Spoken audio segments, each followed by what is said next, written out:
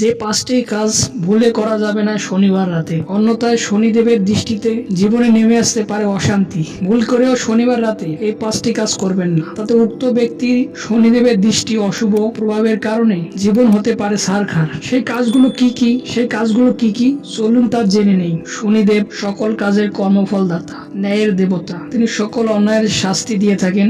সকল অন্যায়ের শাস্তি দিয়ে ভক্তদের ন্যায়ের পথে ফিরিয়ে আনেন। যারা পাপ কাজ করে থাকেন তাদের সকলের ওপর শনিদেবের দৃষ্টি পড়ে থাকে। অসৎ ব্যক্তিদের জীবন হয়ে ওঠে টালমাটাল, অশান্তিতে ভরপুর। পাপ কাজ ত্যাগ করে শনিদেবের পূজা করলে তার দৃষ্টি থেকে মুক্তি পাওয়া যায়। সকল ভক্তরাই এই নিয়ম রীতিনীতি মেনে থাকেন। শনিদেবকে ঘরের চাল বা ছাউনির বাইরে উঠানে পূজা করতে হয়। শনিবার সন্ধ্যাকালে ঘরের বাইরে উঠানে এই ব্রত পালন করা হয়। এখানে সত্যনারায়ণ পূজার মতো শনিদেবের পূজায় ও চিনি দেওয়া হয়ে থাকে। সারাদিন উপবাস রেখে সন্ধ্যায় পূজা শেষে শনিদেবের পাঁচালী কথা শুনে প্রসাদ গ্রহণ করতে হয়। এটি শনি পূজার রীতিনীতি বা নিয়ম। শনিদেবকে ন্যায়দাতা হিসেবে মানা হয়। হিন্দু শাস্ত্র অনুসারে শনিদেব সাধারণত যে কোনো ব্যক্তির কর্ম অনুসারে ফল প্রদান করে থাকেন। তাই রাজাকে আরো ধনী, গরিবকে রাজা বানিয়েও দিতে পারেন। এ কারণে শনিদেবকে সবসময় তুষ্ট বা খুশি করে রাখা জরুরি। আর শনিদেবকে খুশি করার সবচেয়ে গুরুত্বপূর্ণ দিন হলো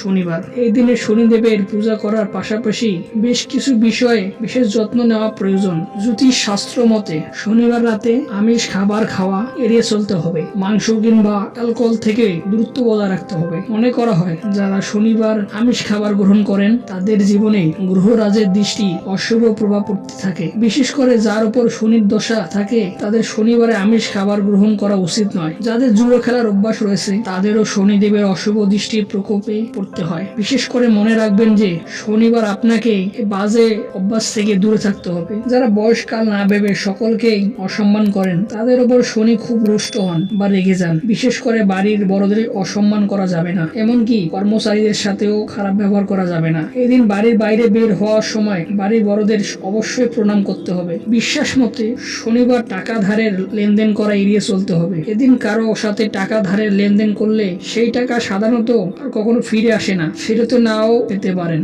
শনিবার লোহা, তেল, কালো কাপড় দান করা অশুভ বলে মনে করা হয়। শনিবারে কারো কাছ থেকে এসব জিনিস ধার বা কিনবেন না। বিশ্বাস মতানুসারে দুর্ভাগ্যবশত শনিবারে এই জিনিসগুলো যে কোনো একটি ক্রয় করলে জীবনে অনেক সমস্যার সম্মুখীন হতে পারেন।